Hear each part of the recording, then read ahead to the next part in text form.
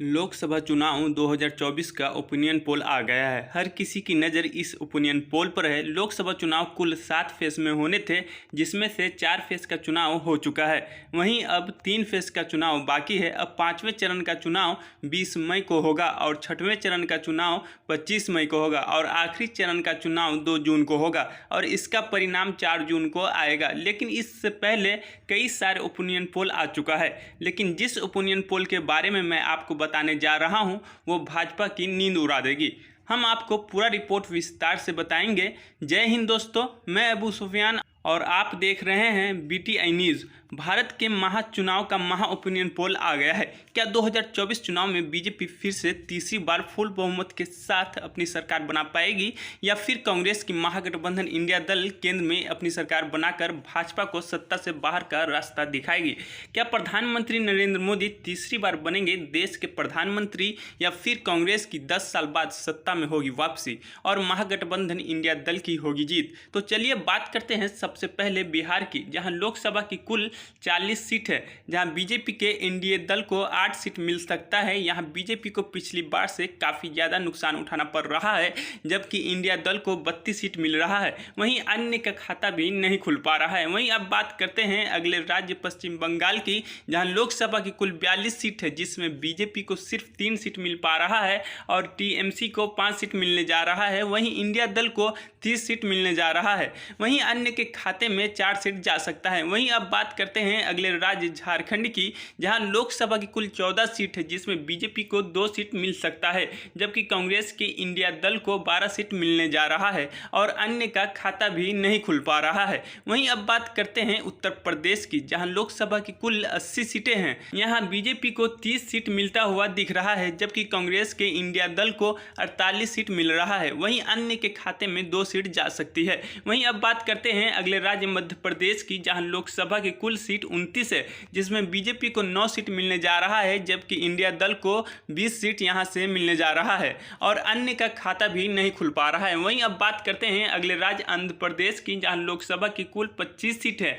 यहां बीजेपी को 3 सीट मिल रहा है, जबकि कांग्रेस के इंडिया दल को 20 सीट मिलने जा रहा है। वहीं अन्य के खाते में 2 सीट जा सकता है। वहीं अब बात करते हैं राजस्थान की, जहां लोकसभा की कुल 25 सीट है, जिसमें बीजेपी को 7 सीट मिलेगा, जबकि इंडिया दल को 17 सीट मिलने जा रहा है और अन्य के खाते में 1 सीट जा सकता है। वहीं अब बात करते हैं अगले राज्य तेलंगाना की, जहां लोकसभा की कुल 17 सीटें हैं। यहां बीजेपी का सोपरा साफ है, यहां बीजेपी को 1 भी सीट नहीं मिल पा रहा है। वहीं कांग्रेस के इंडिया दल को 10 सीट मिलने जा रहा है। वहीं अन्य दल के खाते में 7 सीटें जा सकती है।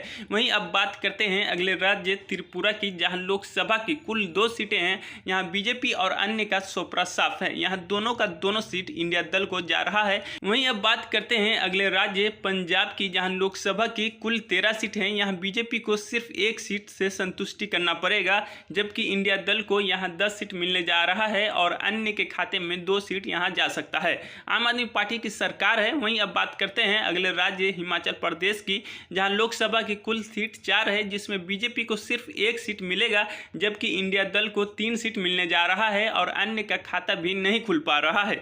वहीं अब बात करते हैं अगले राज्य कर्नाटक की, जहां लोकसभा की कुल 28 सीटें हैं, जिसमें बीजेपी को मात्र 3 सीट मिल रहा है, जबकि इंडिया दल को 20 सीट मिलने जा रहा है और अन्य के खाते में 5 सीटें जा सकता है। वहीं अब बात करते हैं अगले राज्य महाराष्ट्र की, जहां लोकसभा की कुल 48 सीटें हैं, जिसमें बीजेपी को 16 सीट मिल सकता है, जबकि कांग्रेस के इंडिया दल को 30 सीट मिलने जा रहा है और अन्य के खाते में 2 सीटें जा सकती है।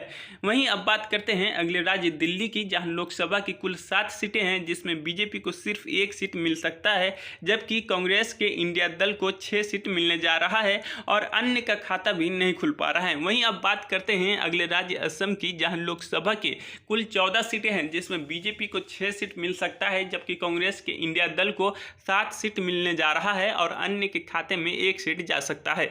वहीं अब बात करते हैं अगले राज्य उड़ीसा की, जहां लोकसभा की कुल 21 सीटें हैं, जिसमें बीजेपी को 2 सीट मिलने जा रही है, वहीं कांग्रेस के इंडिया दल को 8 सीटें मिल सकती है, जबकि नवीन पटनायक की पार्टी बीजेडी को 11 सीट मिलने जा रहा है। वहीं अब बात करते हैं अगले राज्य गुजरात की, जहां लोकसभा की कुल सीटें 26 हैं। गुजरात बीजेपी का गढ़ माना जाता है, जिसकी वजह से बीजेपी को यहां फायदा हो सकता है। यहां बीजेपी को 14 सीट मिल सकता है, जबकि इंडिया दल को 12 सीट मिलने जा रहा है और अन्य का खाता भी नहीं खुल पा रहा है। वहीं अब बात करते हैं अगले राज्य सिक्किम की, जहां लोकसभा की कुल 1 सीट है। यहां कांग्रेस की इंडिया दल और अन्य का सोपरा साफ है, यह 1 सीट बीजेपी को मिलने जा रहा है। वहीं अब बात करते हैं अगले राज्य नागालैंड की, जहां लोकसभा की कुल 1 सीट है। यह सीट भी कांग्रेस के इंडिया दल को मिलने जा रहा है, यहां भी बीजेपी और अन्य का सोपरा साफ है। वहीं अब बात करते हैं अगले राज्य गोवा की, जहां लोकसभा की कुल 2 सीटें हैं।